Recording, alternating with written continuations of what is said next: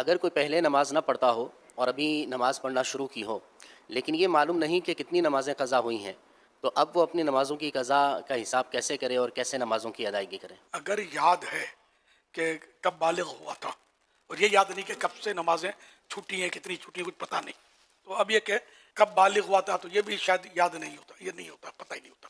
تو اگر نہیں ہے یاد تو وہ لڑکا 12 سال سے لے کر 15 سال کے درمیان بالغ ہوتا ہے.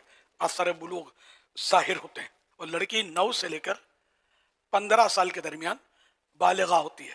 اب اگر اس کو یہی نہیں پتا کہ کب بالغہ ہوئی، کب اس کے آثار یا شرائط پائے گئے کہ یہ بالغہ ہو گئی، تو اب نماز کا حساب لگانا ہے تو پتہ ہی نہیں کب بالغ ہوئی. تو احتیاط یہ ہے کہ 12 سال سے لڑکا، 9 سال سے لڑکی، یہ حساب لگائے نمازوں کا. فرضوں اور وطر کی قضا کرنی ہے.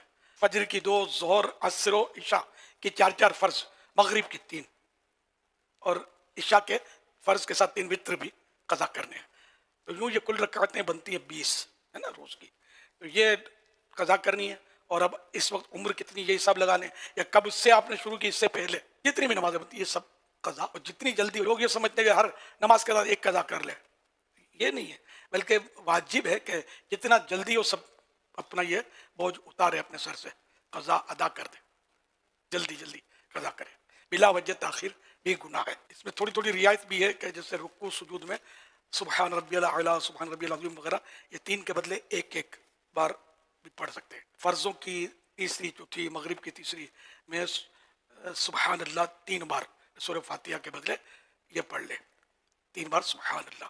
اور التحیاتوں کے بعد اللہم صلی علی محمد کہہ لے اور سلام پھیر دے. وطر میں تکبیر قنوت، تیسری رکعت میں تکبیر قنوت، جب سورہ فاتحہ اور سورت ملا کر تکبیر قنوت کہتے ہیں، اس کو تکبیر قنوت کہتے ہیں، تو واجب ہے. تو یہ اللہ اکبر کہہ کر اب دعائے قنوت جو ہے اس کی جگہ یہ پڑھ لے اللہم اغفر لی، یا 3 بار یہ کہہ لے اللہم اغفر لی.